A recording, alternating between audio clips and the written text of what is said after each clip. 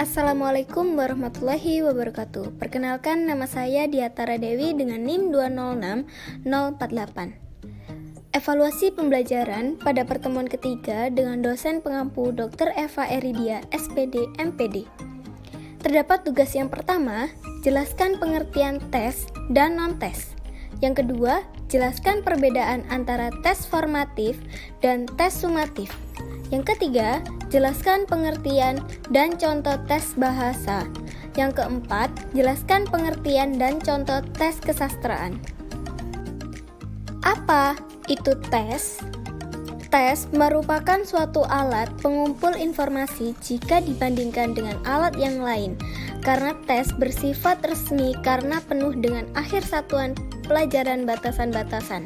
Menurut Sukarsimi Arikunto 2006 halaman 33. Tes juga diartikan sebagai satuan pernyataan atau tugas atau seperangkat tugas yang direncanakan untuk memperoleh informasi tentang atribut pendidikan. Setiap butir pernyataan tersebut mempunyai jawaban atau ketentuan yang dianggap benar.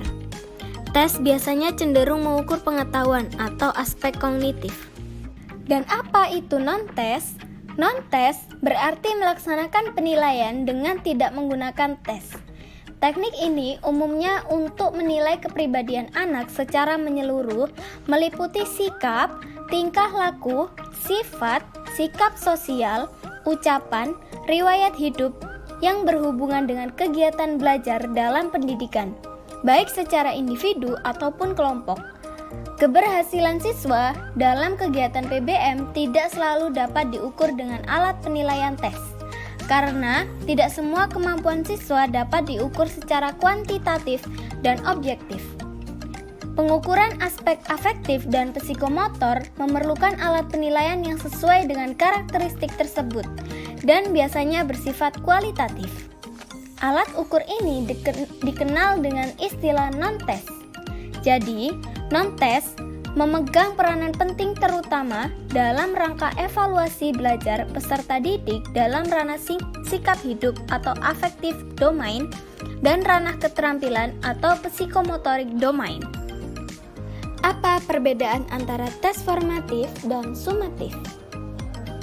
Tes formatif atau assessment for learning adalah proses mengumpulkan data mengenai sejauh mana kemajuan peserta didik dalam menguasai kompetensi, menginterpretasikan data, dan memutuskan kegiatan pembelajaran yang efektif bagi peserta didik agar dapat menguasai materi atau kompetensi secara optimal. Sedangkan tes sumatif adalah penilaian yang dilakukan pada setiap akhir satu satuan waktu.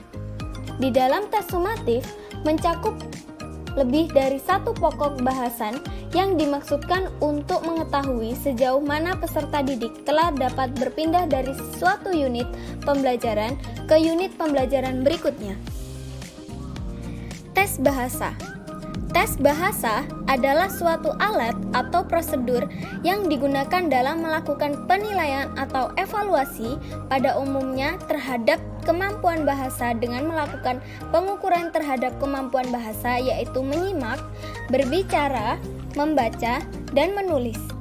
Sedangkan menurut Jiwandono 2008 halaman 12, tes bahasa adalah suatu alat atau prosedur yang digunakan dalam melakukan penilaian dan evaluasi pada umumnya terhadap kemampuan bahasa dengan melakukan pengukuran terhadap kemampuan bahasa, yaitu menyimak, berbicara, membaca, dan menulis.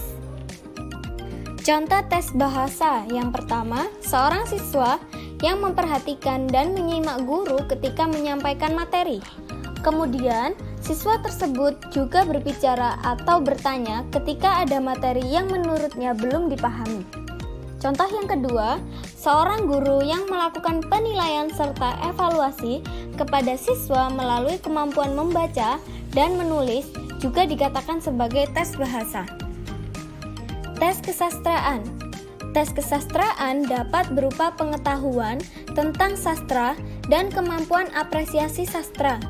Soal yang menanyakan bahan yang bersifat teoritis dan historis dikategorikan soal pengetahuan sastra. Sedangkan soal yang menguji kemampuan mengapresiasi karya sastra tentu dikategorikan sebagai tes kemampuan bersastra. Contoh tes kesastraan. Seorang guru bahasa Indonesia yang telah mengajarkan unsur intrinsik dan ekstrinsik yang ada di dalam novel, kemudian guru tersebut memberikan sebuah tes kepada siswanya agar guru tersebut dapat mengetahui seberapa jauh muridnya telah memahami materi tersebut. Baik, itu dia presentasi dari saya. Apabila ada kesalahan yang saya sampaikan, mohon maaf. Terima kasih. Wassalamualaikum warahmatullahi wabarakatuh.